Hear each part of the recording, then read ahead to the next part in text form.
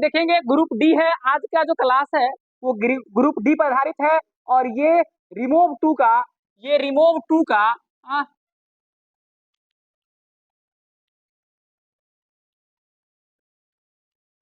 To का आज last class है, ठीक ना। तो इसको देखेंगे।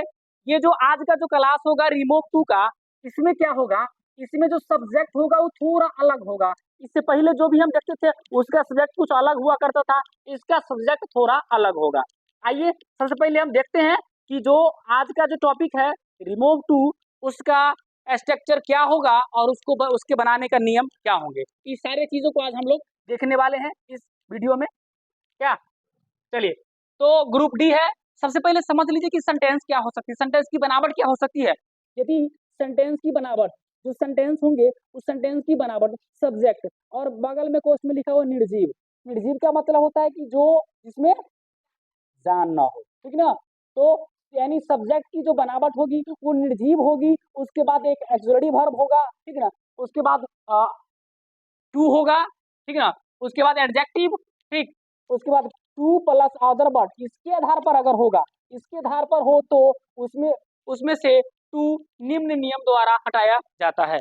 तो उसमें से टू निम्न नियम द्वारा हटाया जाता है। यानी कहने का मेरा मतलब यह है कि यदि कोई सेंटेंस है, उस सेंटेंस की बनावट, कोई भी सेंटेंस हो, उसकी सेंटेंस की बनावट यदि सब्जेक्ट जो निर्जीव हो, subject plus axillary verb plus two plus adjective plus two plus other word के आधार पर हो, तो उस तरह के सेंटेंस से हम टू को किस प्रकार रिमूव करेंगे वो आज की क्लास में हम लोग देखने वाले हैं, ठीक ना। तो सबसे पहले जान लेते हैं कि नियम क्या है, नियम किसको कहते हैं।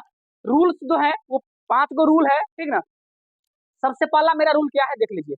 सबसे जो पहला रूल है कि टू के पहले वाला पूरा शब्द लिख दें। ये फर्स्ट रूल है हमारा।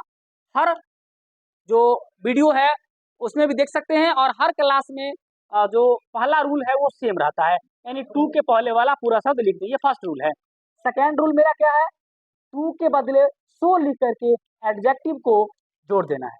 यानी टू जो होगा उस टू के बदले में हम क्या करेंगे, सो लिखेंगे और सो लिख करके एडजेक्टिव जो भी रहेगा एडजेक्टिव को जोड़ देंगे, ठीक ना। उसके बाद अगला नियम है टू के बदले जो सिंगल टू होगा, ये डबल टू है, ये सिंगल टू है, यानी सिंगल ओ वाला, टू के बदले दैट का प्रयोग करेंगे। टू को हटाएंगे और क्योंकि रिमूव टू है टॉपिक क्या है, रिमूव टू, और इसमें टू को हटाएंगे और दैट का प्रयोग करेंगे। चौथा नियम है वन कैन नॉट या वन कुड नॉट का प्रयोग करेंगे, यानी वन कैन नॉट और वन कुड नॉट का प्रयोग करेंगे। अब एक बात यहाँ पर थोड़ा कंफ्यूजन क्रिएट हो रहा होगा कि वन कैन नॉट या वन कुड नॉट दोनों का प्रयोग कहाँ कहाँ होगा। तो चलिए हम समझते हैं। एक हम नोट लिखे हैं इसके लिए आपको समझाने के लिए कि कहाँ वन कैन नॉट होगा और कहाँ पर वन कुड नॉट का प्रयोग होगा, ठीक ना। तो चलिए ये एक नोट्स है, ठीक ना, जो आप देख लीजिएगा कि यदि सेंटेंस की बनावट, इसको थोड़ा समझ लीजिए कि यदि सेंटेंस की बनावट, सेंटेंस जो है वो प्रेजेंट टेंस में हो, कोई भी सेंटेंस जो होगा वो प्रेजेंट टेंस में हो तो वन कैन नॉट, तथा पास्ट टेंस में हो तो वन कुड नॉट का प्रयोग करें। यानी बात साफ हो गई कि जब भी जो सेंटेंस रहेंगे उस सेंटेंस यदि प्रेजेंट टेंस में हो तो हम लोग वन कैन नॉट का प्रयोग करेंगे, यदि सेंटेंस पास्ट टेंस में होगा तो वन कुड नॉट का प्रयोग करेंगे। यहाँ तक बात क्लियर है। चलिए आगे बढ़ते हैं। रूल हम देख लिए। रूल देखने के बाद लास्ट रूल है पांचवा कि टू के बाद वाला पूरा शब्द लिख दीजिए और जब निर्जीव है उसके लिए आप ईट का प्रयोग कर लीजिएगा। ध्यान रखिएगा लास्ट में ईट का प्रयोग आप कर लीजिएगा, ठीक ना। चलिए देखते हैं एक एग्जाम्पल, समझने का प्रयास करेंगे क्या एग्जाम्पल। सबसे पहले मेरा एग्जाम्पल है the mountain is too high to climb. कहने का मतलब जो माउंटेन है, जो पहाड़ है, वो इतना हाई है कि उस पर कोई चढ़ नहीं सकता है। यानी माउंटेन जो है, पहाड़ी जो है बहुत ज्यादा हाइट में है, ये कह रहा है। इससे हमको क्या करना है, कुछ नहीं करना है, विशेष हमको सेंटेंस के बारे में ज्यादा सोचना नहीं है।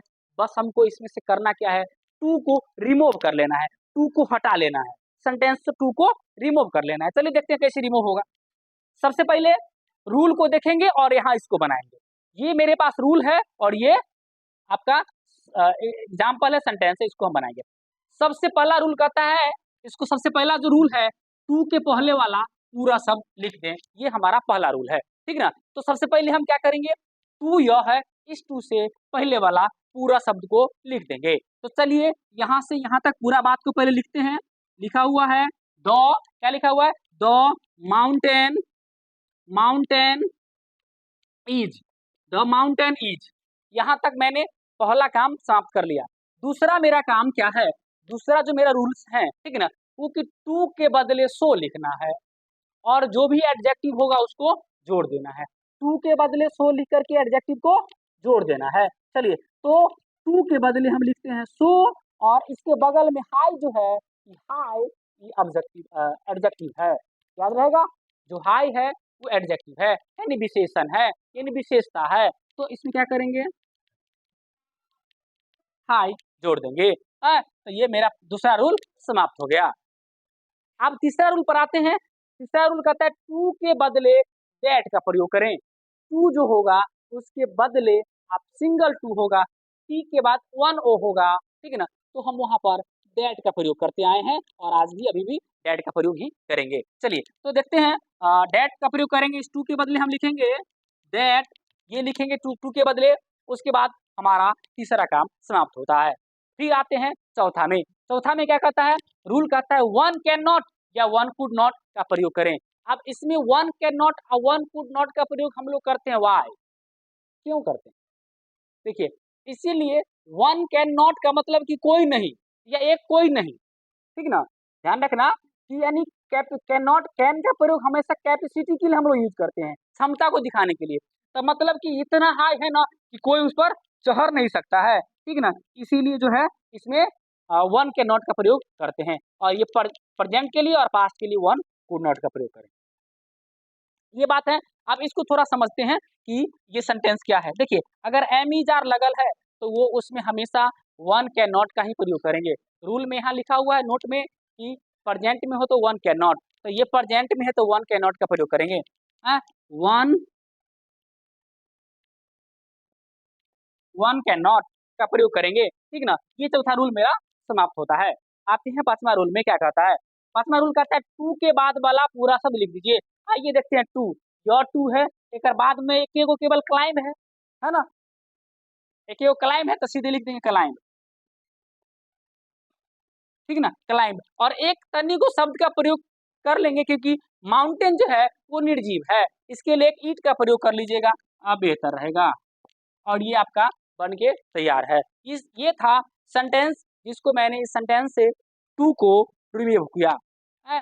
आशा उम्मीद करते हैं कि आपको ये पूरा बात समझ में आया होगा। अगर समझ में आया होगा चलिए तो अच्छी बात है। और एक और एग्जाम्पल हम लेते हैं और उसको भी समझने का प्रयास करेंगे कि क्या है, ठीक ना। इसको हम थोड़ा इरेज करते हैं, ठीक ना। इसको इरेज करके और एक एग्जाम्पल यहाँ पर हम मेंशन करते हैं।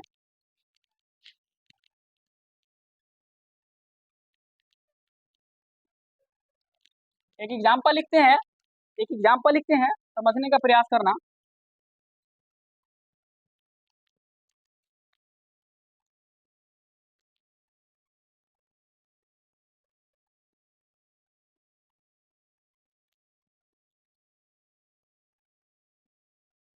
ये देख लीजिए, एक सेंटेंस मैंने और लिखा, ठीक ना। इसमें से भी हमको टू को रिमूव करना है, टू को हटाना है। देखेंगे कैसे टू हटेगा, रिमूव कैसे होगा टू, इस चीजों को समझने का प्रयास करेंगे। इस सेंटेंस से देखिए, सन भी ये एक निर्जीव है लेकिन यहाँ पर आप स्वतंत्र है, मन है तो करिए ना तो नहीं करिए, ये ध्यान रखिएगा। इसके आगे टू, तो इस तरह से ही बन सकता है। कैसे बनेगा, सबसे पहले देख लीजिए, इसी रूल को फॉलो करेंगे, इसी रूल को फॉलो करके हम क्या करेंगे, इसको बनाने का काम करेंगे। तो सबसे पहले देख लीजिए क्या होगा। रूल मेरा है, पहले टू के पहले पूरा शब्द लिख दीजिए। तो टू यह है ना। इस टू से पहले पूरा बात को हम नोट करेंगे।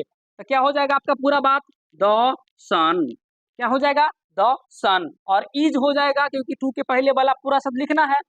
दूसरा रूल है टू के बदले सो लिख करके एडजेक्टिव को जोड़ देना है।